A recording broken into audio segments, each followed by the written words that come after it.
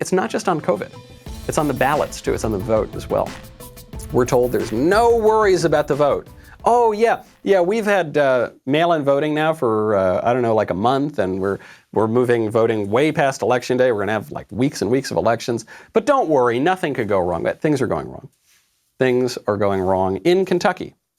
Postal worker in Kentucky was just arrested, actually, for election interference. We will get to that in a second. By the way, Thursday, we are going to be with you for the presidential debate at Backstage. Check us out, 8:45 p.m. Eastern, 5:45 p.m. Pacific. There will be an all-new episode of Backstage to watch the debate with us, get our immediate live reaction to this major political event. I'm sure it will be very controversial and crazy. Trust the experts, they told us. Trust the system. Trust the process. Well, we can't, can we? Because the experts got COVID completely wrong from the beginning. Don't forget, they told us we had to lock down. They told us we shouldn't have locked down. They told us don't wear the masks. They told us wear the masks all the time. Then they didn't wear the masks themselves. Then we were told that anytime anybody contradicts that scientific consensus, they're going to be kicked off of the internet. So much for open inquiry and debate. Same thing with the voting. We're seeing that now in Kentucky. A U.S. Postal Service worker threw away over 100 absentee ballots meant for the Jeffersontown area of Jefferson County, Kentucky. Federal agents from the Postal Service Office of Inspector General found the ballots on Thursday morning after they received a tip. 100 ballots.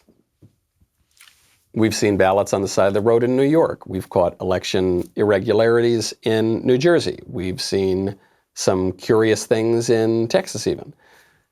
Lots of issues here. The experts are going to tell you that there has never been any problem with mail-in voting. If you even suggest that there is going to be fraud in this election, the social media will probably take your post down. They'll say there's no evidence that there has ever been fraud. There's no evidence. Well, first of all, there is evidence in other types of fraud, but there's no evidence that there's fraud in widespread unsolicited mail-in ballots because we've never had them before. Ever in the history of the country, we've had absentee ballots where an individual requests the ballot and it comes to them. So there's a far less likely chance that you're going to get ballots to people who have been dead or to old pets or to people who have moved. People move all the time, don't change their registration.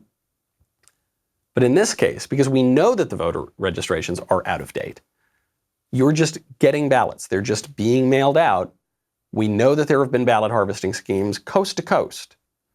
We know that there have been irregularities. We know that ballots have gone missing. How many of these incidents, like we're seeing in Kentucky, have to happen in Pennsylvania or Ohio or Florida to throw an election? How many people are going to vote twice? Maybe not even intentionally, just because they get a ballot, they show up at the polls.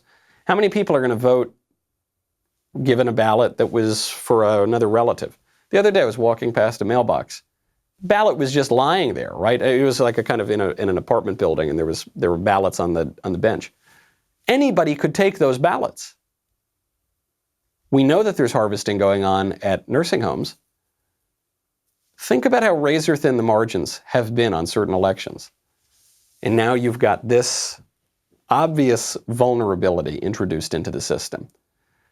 What this would suggest to me is no matter what happens, I think this thing is going to be litigated up, maybe all the way up to the Supreme Court, but certainly going to be litigated. I hope you enjoyed that short segment from the Michael Knowles Show. Be sure to check out the full episode linked in the description or download the podcast wherever you listen to podcasts.